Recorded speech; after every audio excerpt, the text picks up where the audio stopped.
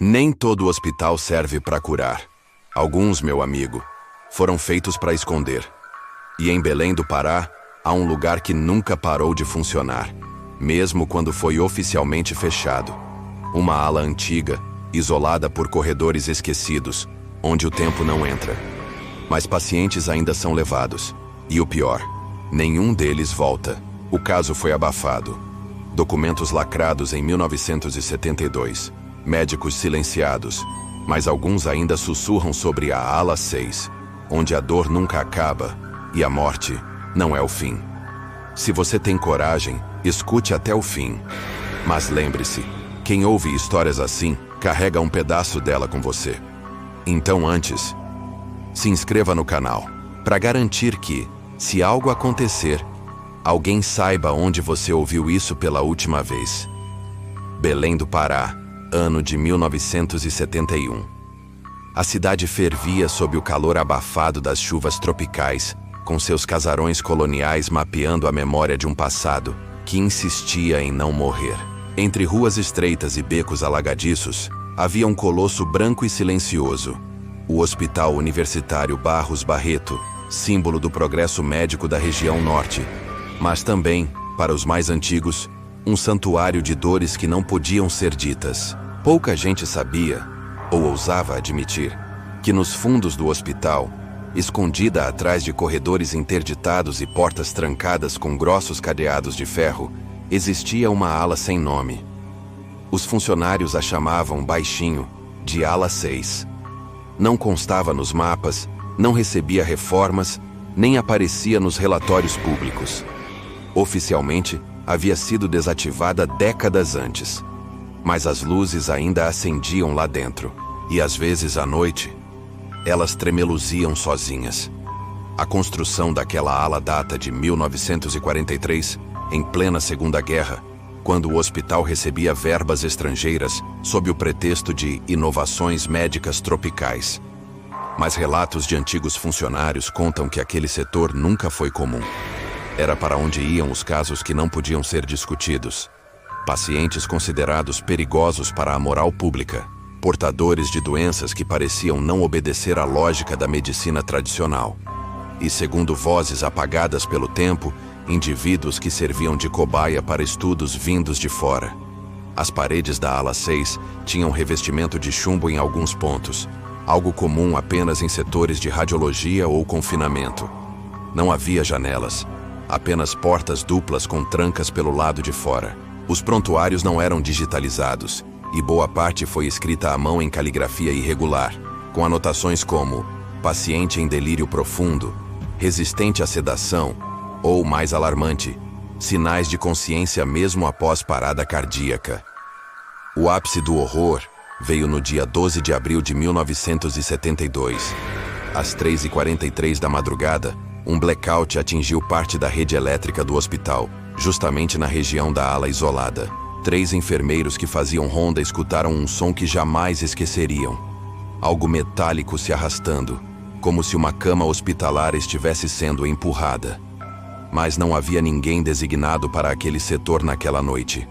Quando um dos vigias tentou verificar, encontrou as portas abertas.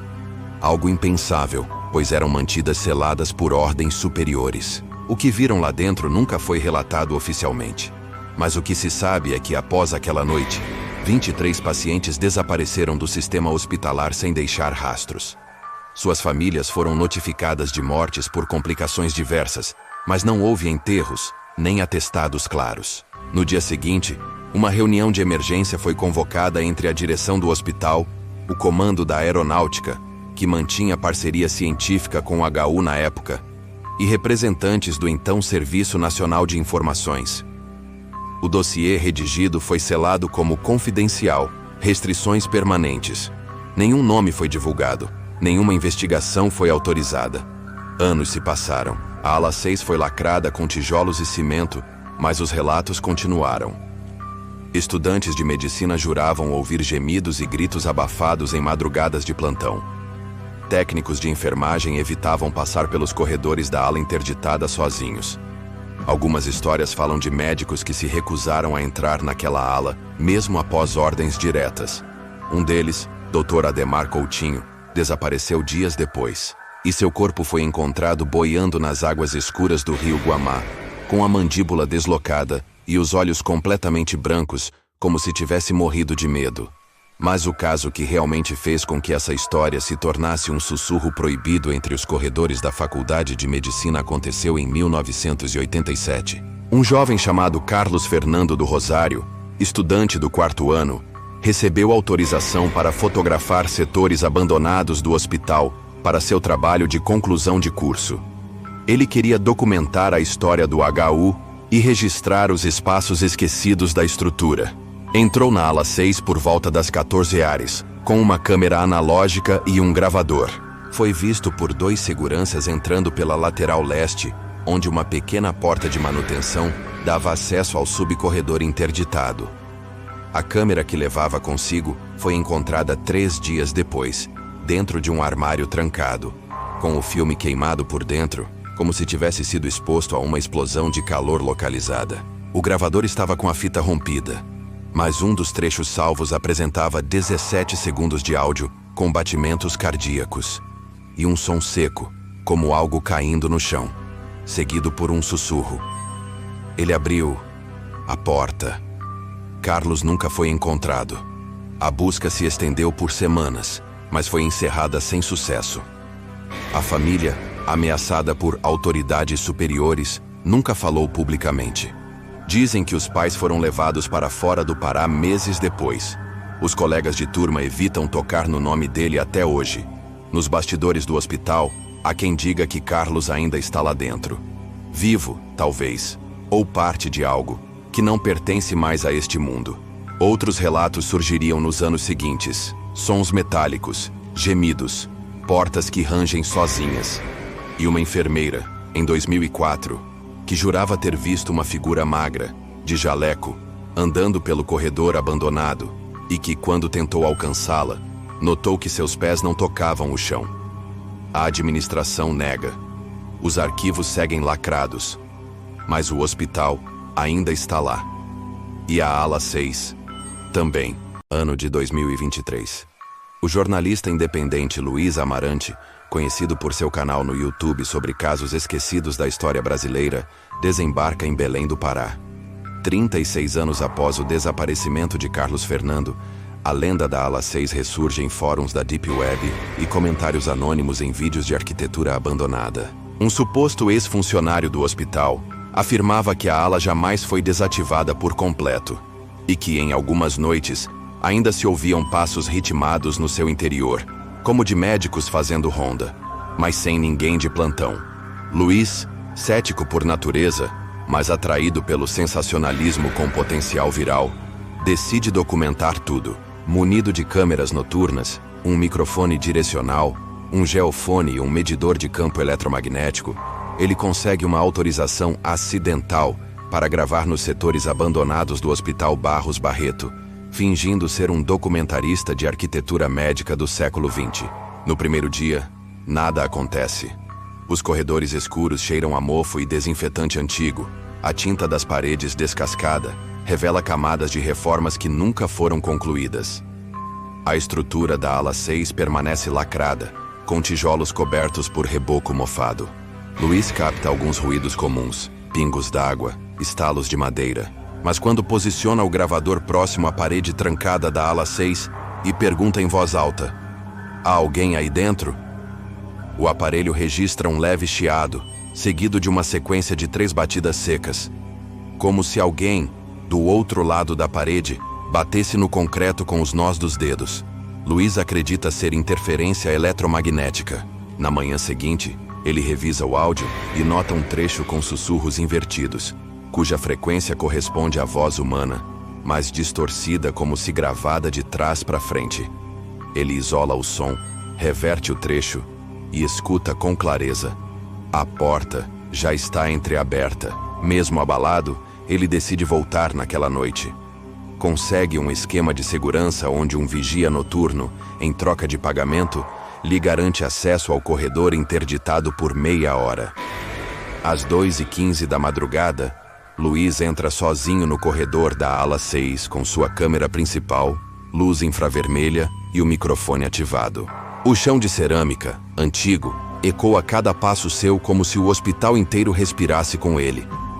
Há manchas escuras nas paredes, como se algo tivesse escorrido há muito tempo, mas com um cheiro estranho, não de mofo, mas de algo doce e podre ao mesmo tempo. Ele para diante da parede lacrada. Seu medidor de campo começa a oscilar. 42, 55, 71, 91, Madité. Algo além da explicação comum. Então ele nota, no canto inferior da parede, há um pequeno rasgo, como se parte do reboco tivesse se partido. Espia pela fenda e vê o impossível. Uma luz fraca pulsando lá dentro, como de um monitor cardíaco. Uma luz que pisca no ritmo exato de um batimento. Sem pensar, Luiz começa a cavar com uma chave de fenda. Arranca pedaços de reboco, tijolos frágeis. A entrada é estreita, mas ele se espreme. A câmera em seu ombro capta tudo, em visão noturna. Ele entra na ala 6. Dentro, o ar é diferente. Frio. Estagnado, como se não circulasse há décadas. O corredor é longo, com portas nos dois lados. Portas hospitalares antigas, de madeira reforçada, com pequenas janelas redondas de vidro. Algumas estão entreabertas. Luiz entra em uma das salas. Há uma maca com as correias soltas. E uma marca de ferrugem no formato exato de um corpo humano deitado. No chão, uma mancha escura ainda úmida.